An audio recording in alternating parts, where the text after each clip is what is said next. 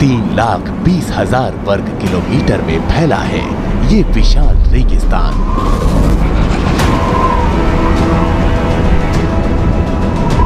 हर कोई तो इसकी आगोश में है यहाँ। दिन हो या रात यहाँ नई संभावनाएं और खतरे साथ साथ चलते हैं।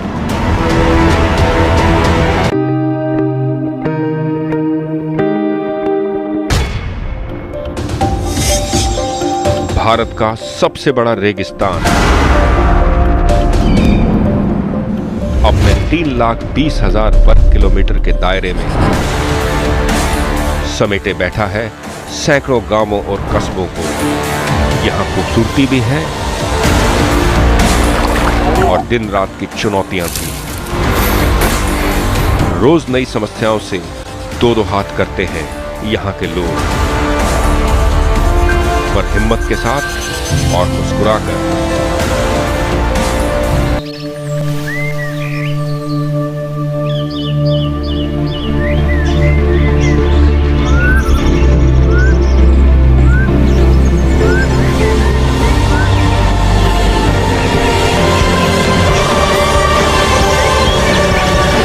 राजस्थान की सुबह।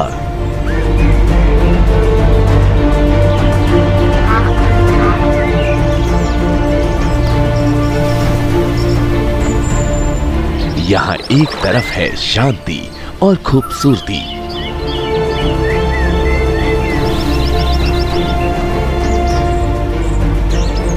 तो दूसरी तरफ है वही शोर शराबा और चिल्लपों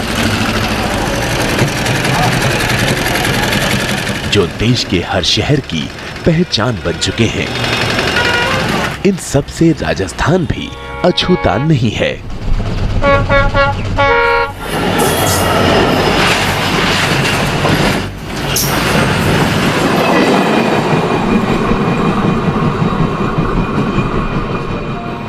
पर इन सब के अलावा कुछ और भी समेटे बैठा है अपने अंदर ये बेमिसाल प्रदेश। वो है थार रेगिस्तान।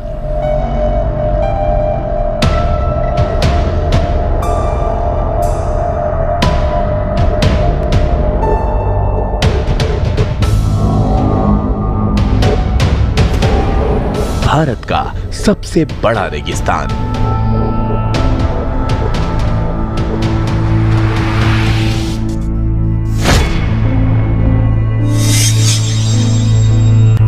लाख 20,000 वर्ग किलोमीटर में फैला थार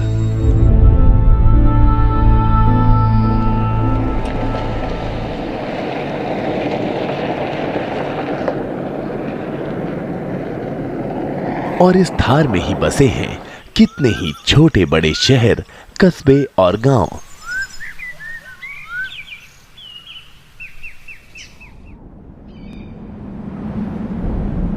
थार मरुस्थल को करीब से जानने के लिए जरूरी है इन कस्बों और गांवों की तरफ जाना।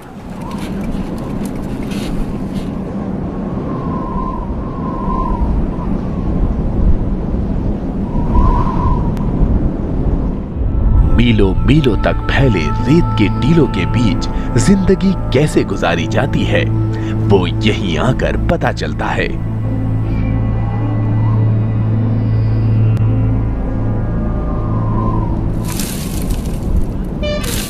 इन्हीं गांवों में हैं वो चुनौतियां जिनसे शहर के लोग कभी वाकिफ नहीं हो पाते।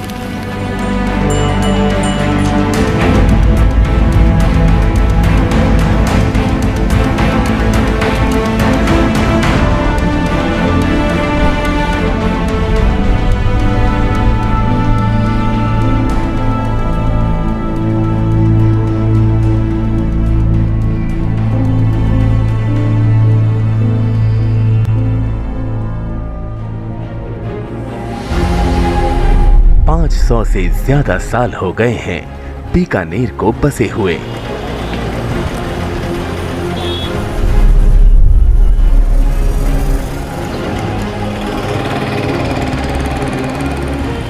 उससे पहले ये नगर थार मरुस्थल का ही हिस्सा था।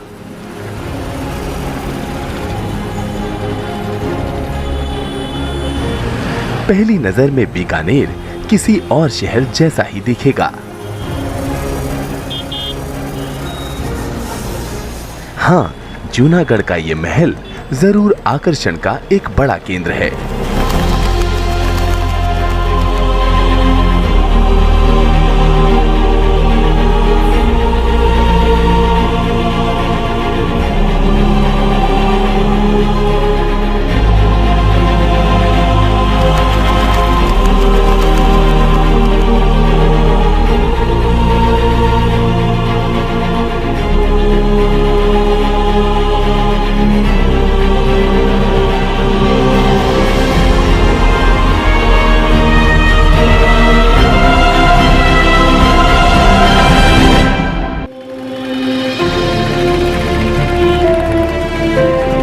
पर बीकानेर शहर की असली पहचान कहीं और छिपी है, इसके इन तंग गलियों में।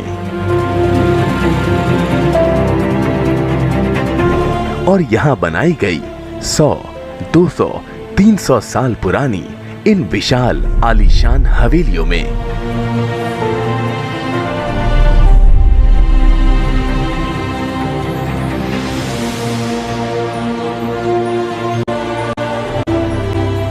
ऐसी 1000 से ज्यादा हवेलियां यहां मौजूद हैं और ज्यादातर वीरान पड़ी हैं। शायद थार रेगिस्तान की प्रचंडता को इनमें रहने वाले लोग झेल नहीं पाए और चले गए इन हवेलियों को छोड़कर बड़े शहरों की तरफ।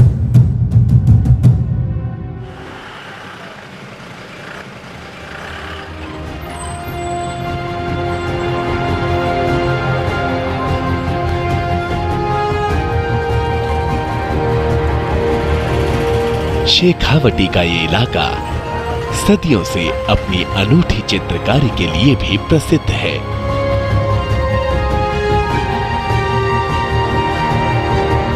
इन हवेलियों में आज भी जिंदा हैं न मालूम कितने गुमनाम चित्रकारों की ये कलाकृतियां।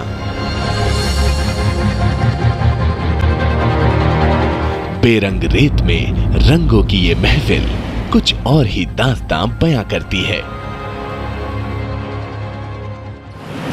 कैसा रहा होगा बीकानेर 500 साल पहले, ये जानना मुश्किल नहीं है।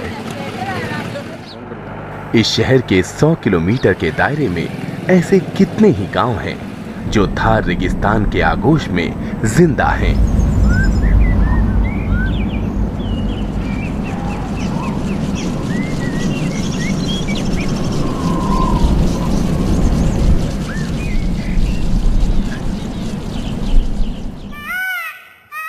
ऐसा ही एक गांव है कतरिया।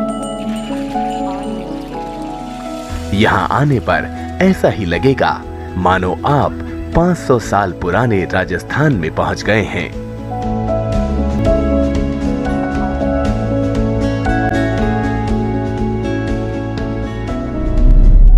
दूर दूर तक फैले रेत के टीले,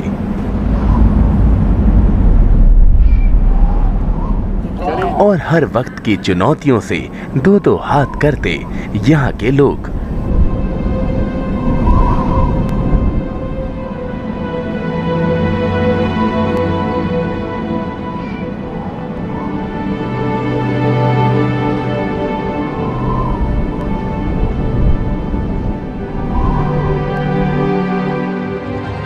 अब एक वो सवाल जिसका सही जवाब हम में से शायद किसी के पास नहीं है। क्या थार रेगिस्तान फैल रहा है?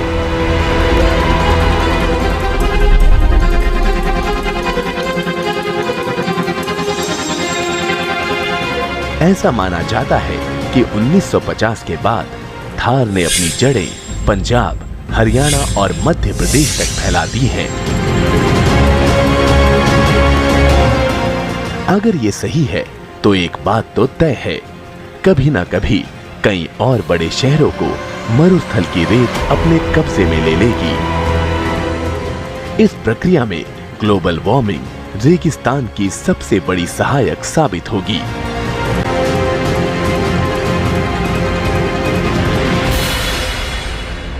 इस जटिल सवाल का जवाब ढूंढने के लिए हमने रुख किया ICAR की ही संस्था central arid research zone institute यानी कार्जी की ओर। भारत के तमाम शुष्क इलाकों में कितने ही नए प्रयोग कर रहा है कार्जी।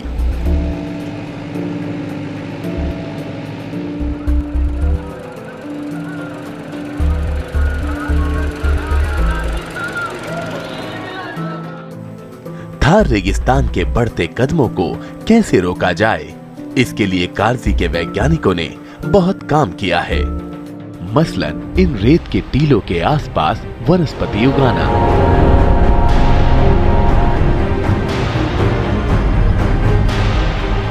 और इसके लिए गांव वालों को भी प्रोत्साहित करना।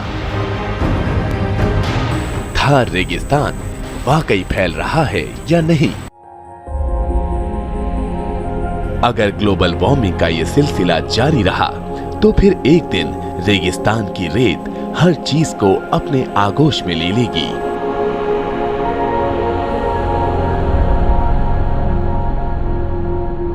इसका एक छोटा सा नमूना दिख रहा है इस सड़क पर।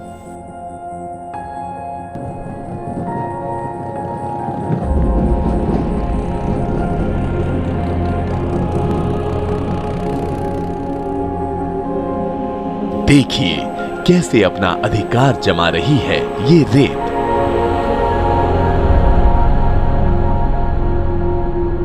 अगर इसकी चले तो ये सड़क के अस्तित्व को ही मिटा दे।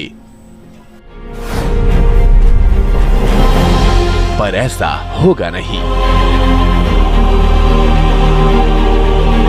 बढ़ते रेगिस्तान को रोकने के लिए थार इलाके के किसान सबसे अहम भूमिका निभा रहे हैं।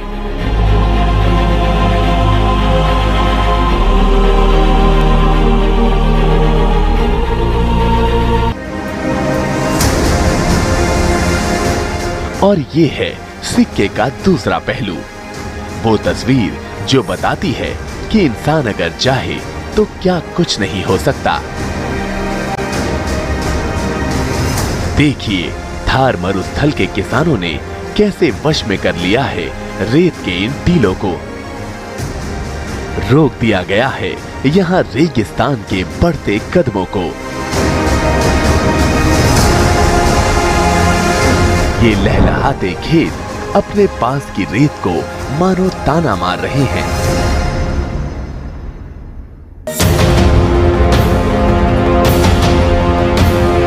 कहानी अभी खत्म नहीं हुई है। चुनौती की अगली कड़ी में आपको मिलवाएंगे उनसे जो आज भी थार मरुस्थल से दो हाथ कर रहे हैं। पेट भरे और क्या कर, बरसात नहीं तो दाना पोवे नहीं, घास फूस पोवे नहीं। कई तरह की आवाजें उठती हैं इस बेरहम रेगिस्तान से। साथ ही बात करेंगे रेत के जहाज की। सदियों से ऊंट राजस्थान की शान रहा है, पर आज ये अपने वजूद की लड़ाई लड़ रहा है। इसको खतरा थार रेगिस्तान से नहीं, कहीं और से है।